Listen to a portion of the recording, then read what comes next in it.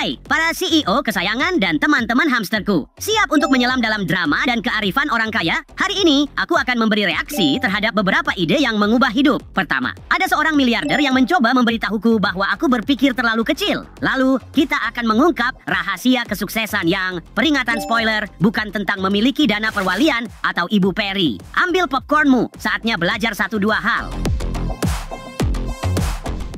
Jadi, kamu sedang bersantai dengan temanmu yang seorang miliarder sibuk dengan urusanmu sendiri dan dia dengan santainya berkata, "Hei, kamu berpikir terlalu kecil."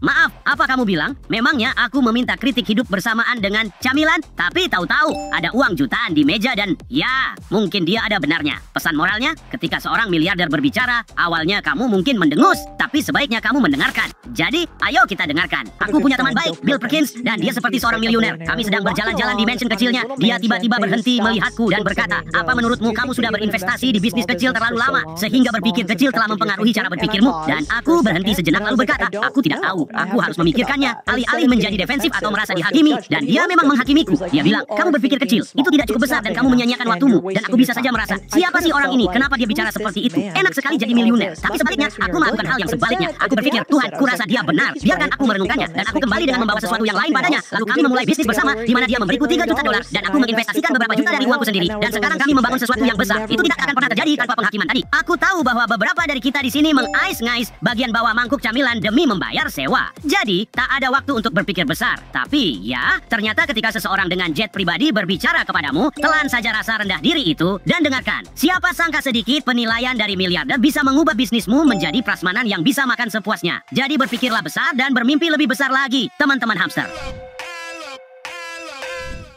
Baiklah, mari kita bicara jujur tentang kesuksesan. Ini bukan soal menjadi tikus jenius yang lahir atau membuka kode curang rahasia ke bar camilan.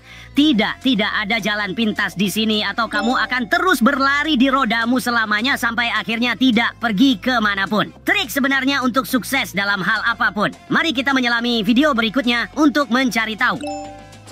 Untuk berhasil dalam hal apapun, sebenarnya kamu tidak harus menjadi istimewa. Kamu hanya perlu memiliki apa yang tidak dimiliki kebanyakan orang. Konsisten, tekad, dan mau bekerja. Tak ada jalan pintas. Oh, jadi sukses itu bukan tentang menjadi istimewa atau menemukan rahasia tersembunyi. Lega rasanya, aku hampir saja memesan salah satu dari panduan menjadi jutawan dalam 30 hari itu. Ternyata rahasianya hanyalah bangun, bekerja keras, dan tetap konsisten. Menyenangkan kan? Ini seperti mencoba memecahkan walnut dengan tangan kosong, menyakitkan dan lambat. Tapi hey, bertahanlah, dan mungkin suatu hari kita semua akan hidup di kandang mewah. Terima kasih telah menonton teman kripto. Untuk kearifan lain, jangan lupa like, subscribe, dan sampai jumpa di video berikutnya. Dan ingat, hamster adalah kekuatan. Satu untuk semua dan semua untuk satu. Sampai jumpa.